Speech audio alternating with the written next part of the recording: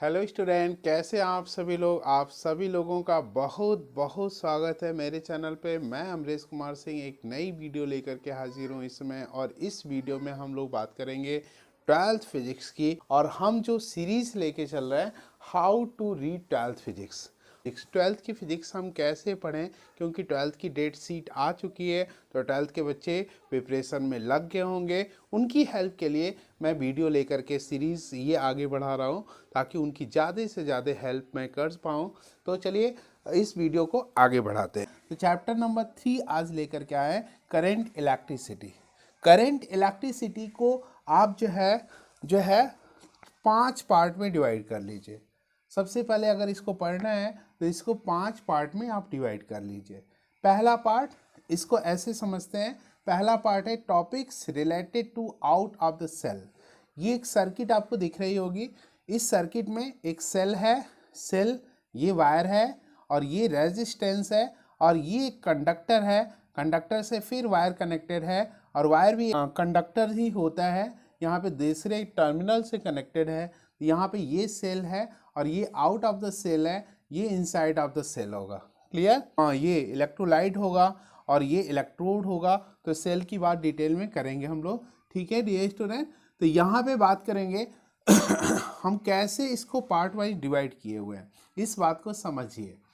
Topics related to out of the cell, cell के बाहर, अर्थात यहाँ से आप जो है जब स्टडी करेंगे, इसके बाहर का जब स्टडी करेंगे तो out of the cell, topics related to out of cell होगा। और उसमें कौन कौन सी चीज़ें आएंगी, जैसे करंट, करंट आएगी, करंट इस वायर में फ्लो कर रही होगी।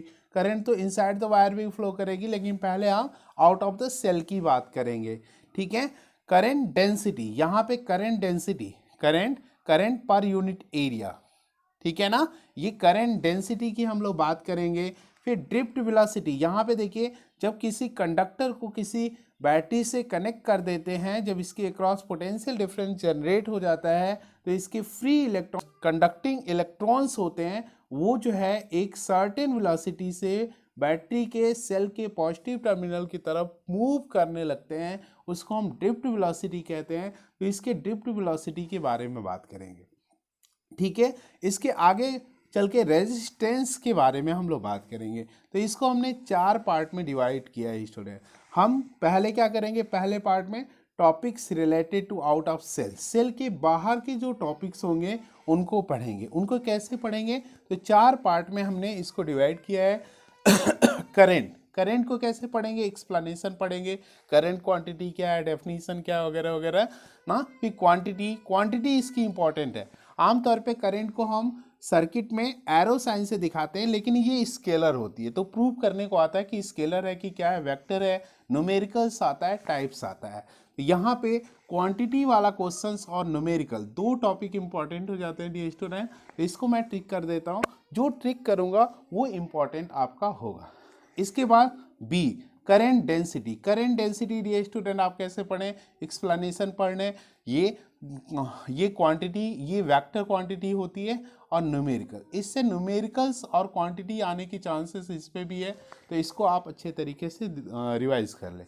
ड्रिफ्ट वेलोसिटी बहुत ही इंपॉर्टेंट टॉपिक है डियर स्टूडेंट, तो इसको पूरा अच्छे से पढ़ लें, पूरा टॉपिक। इसमें एक्सप्लेनेशन पढ़ लें, it's relation with the current पढ़ लें, डेंसिटी पढ़ लें, एंड रिलैक्सेशन टाइम पढ़ लें, derivation of Ohm's law by drift velocity, ये इंपॉर्टेंट है, एंड न्यूमेरिकल्स पढ़ लें। तो पूरा ड्रिफ्ट वेलोसिटी का कॉन्सेप्ट इंपॉर्टेंट है डियर स्टूडेंट, इसको आप अच्छे से तैयार कर लें। फिर रेजिस्टेंस आता है, रेजिस्टेंस, ओम्स लॉ जब आप पढ़ेंगे तो रेजिस्टेंस जनरेट होगा, और रेजिस्टेंस में कैसे पढ़ना है, रेजिस्टेंस का एक्सप्लेनेशन पढ़ लें, इट्स रिलेशन विथ रेजिस्टिविटी पढ़ लें, कंडक्टेंस पढ़ लें, कंडक्टिविटी पढ़ लें, vector form of Ohm's law पढ़ लें, इट्स कॉम्बिनेशन, इट्स कॉम्बिनेशन, जैसे सीरीज में अगर रेजिस्टेंस को आप कनेक्ट करेंगे, पैरेलल में कनेक्ट करेंगे, तो इस पे प्रॉब्लम्स भी आती है, न्यूमेरिकल्स भी आता है, तो आप अच्छे तरीके से तैयार कर लें। टेम्परेचर डिपेंडेंस, ये रेजिस्टेंस जो है टेम्परेचर पे कैसे डिपेंड करता है, ये क्वेश्चंस भी आता है। और रेजिस्टेंस के कलर कोड क्या है, रेजिस्टेंस आखिर में फिजिकली कैसे दिखता है, तो कलर कोडिंग से इसकी डिकोडिंग की जाती है। ये कार्बन रेजिस्टेंस अगर बहुत ज़्यादा इंपॉर्टेंट है। ठीक है बच्चों, तो ये पहला पार्ट हम इस तरह से पढ़ेंगे। उम्मीद है आपको समझ में आएगा। रेजिस्टेंस के सारे टॉपिक्स इंपॉर्टेंट हैं, फिर भी बहुत ज़्यादा अगर इंपॉर्टेंट कहें तो आपके वेक्टर फॉर्म, ये वेक्टर फॉर्म हम कह दें, vector form of Ohm's law, ये इंपॉर्टेंट है। और ये टेम्परेचर डिपेंडेंस, ये बहुत बार पूछा गया है, यहाँ से कॉम्बिनेशन भी पूछा जाता है, ये इंपॉर्टेंट हम कर लेते हैं। लेकिन वैसे ये इसके सब इंपॉर्टेंट है, लेकिन जो बहुत ज़्यादा इंपॉर्टेंट है उसको मैंने यहाँ पे टिक कर दिया हुआ है। इसके बाद दूसरा पार्ट आते हैं डियर स्टूडेंट। दूसरा पार्ट है cell and topics related to inside the cell. अब सेल के अंदर सेल पढ़ेंगे कि सेल क्या है, और सेल के अंदर जो टॉपिक्स हैं उनके बारे में हम स्टडी करेंगे सेकेंड पार्ट में। अभी पहले पार्ट में हम बाहर पढ़ रहे थे, इस तरह से बाहर के टॉपिक्स हमें पढ़ना है डियर स्टूडेंट। ठीक है, सेल क्या होता है, टर्मिनल वोल्टेज क्या होता है, ईएमएफ ऑफ द सेल क्या होता है, इंटरनल रेजिस्टेंस क्या होता है, इनके बीच रिलेशन क्या होता है, इट्स रिलेशन क्या होता है, ये इंपॉर्टेंट है डियर स्टूडेंट। वैसे तो सब इंपॉर्टेंट है, इस पर न्यूमेरिकल्स वगैरह आता है। कॉम्बिनेशन ऑफ सेल इंपॉर्टेंट है, इससे भी क्वेश्चन आता है बच्चों, तो यह भी तैयार कर लें। न्यूमेरिकल्स और कैरेक्टरिस्टिक्स ऑफ द सेल, ये भी काफ़ी टाइम पूछा गया है। तो ये 2 टॉपिक 3 टॉपिक मैं यहाँ पे इंपॉर्टेंट बता दे रहा हूँ आपको।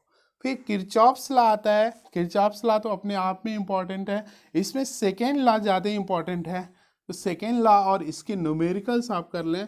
ऐसे मैं इसको नहीं कहूँगा कि छोड़िए आप, तो इसको पूरा अच्छे तरीके से तैयार कर लें। फर्स्ट लॉ बहुत ज़्यादा नहीं है, इसलिए फर्स्ट लॉ पढ़ना आसान है। सेकेंड लॉ की प्रैक्टिस आप कर लेंगे तो बहुत आसानी से कर लेंगे। हीटिंग इफेक्ट ऑफ करंट, ये 10th स्टैंडर्ड का टॉपिक है।